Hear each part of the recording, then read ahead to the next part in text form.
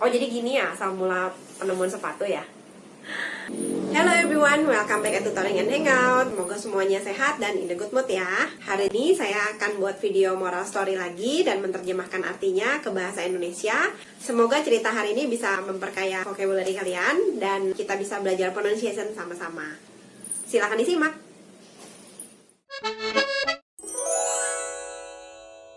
Untuk yang baru mampir, silahkan subscribe ya, supaya saya bisa semangat membuat video-video terus.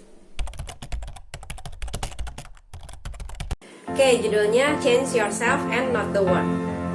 Long ago, people lived happily under the rule of a king.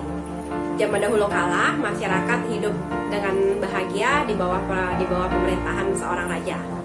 The people of the kingdom were very happy as they led a very prosperous life with an abundance of wealth and no misfortune. Rakyat sangat bahagia karena kehidupan mereka makmur dan kekayaan mereka berlimpah dan tidak ada kemalangan. Once, the king decided to go visiting places of historical importance and pilgrim centers at distant places. Suatu hari, raja memutuskan untuk menengok tempat-tempat yang bersejarah dan tempat-tempat yang jauh. He decided to travel by foot to interact with his people. Dia memutuskan untuk berjalan kaki untuk berinteraksi dengan rakyatnya. People of distant places were very happy to have a conversation with their king. Rakyat dari negeri yang jauh sangat bahagia karena bisa ngobrol-ngobrol dengan raja mereka. They were proud that their king had a kind heart. Mereka bangga bahwa rajanya itu baik hati. After several weeks of travel, the king returned to the palace. Setelah beberapa minggu berjalan-jalan, raja kembali ke istananya.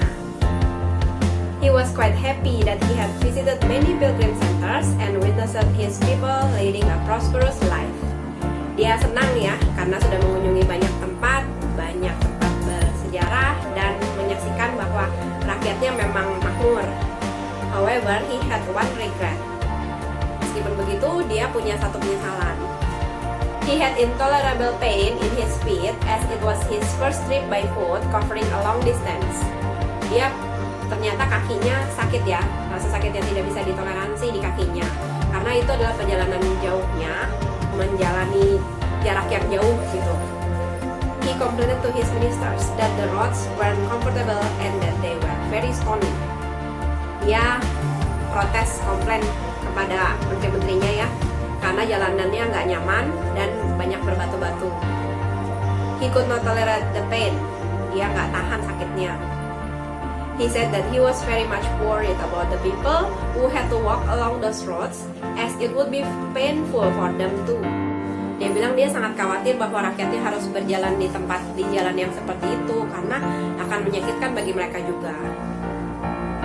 Considering all this, he ordered his servants to cover the roads in the whole country with leather so that the people of his kingdom can walk comfortably. Mempertimbangkan hal ini, dia memerintahkan anak buahnya untuk menutupi jalan-jalan di seluruh negeri itu dengan kulit. Jadi, rakyatnya bisa berjalan dengan nyaman. The king's ministers were stunned to hear his order as it would mean that thousands of cows would have to be slaughtered in order to get sufficient quantity of leather. Jadi menteri-menterinya tuh kaget juga ya, tercengang ya dengar perintah rajanya.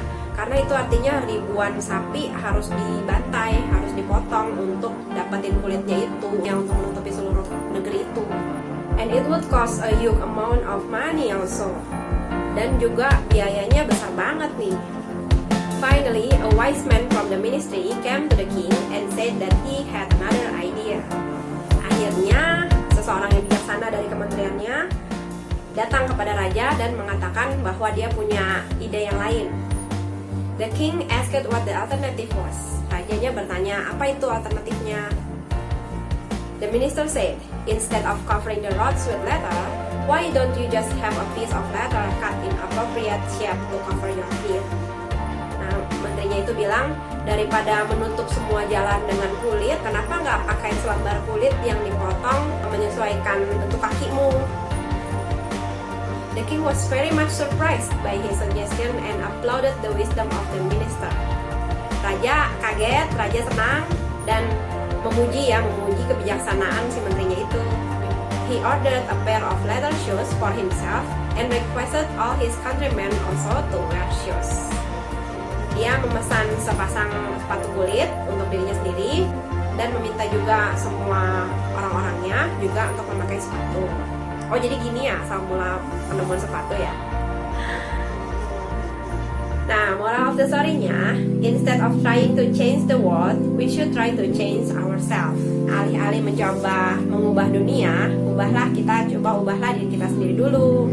Ya misalnya, nggak usah deh mengubah dunia, mengubah lingkungan sekitar nih. Misalnya, kalau kita rasa lingkungan kita kotor, ya kita bersihin lingkungan rumah kita sendiri dulu.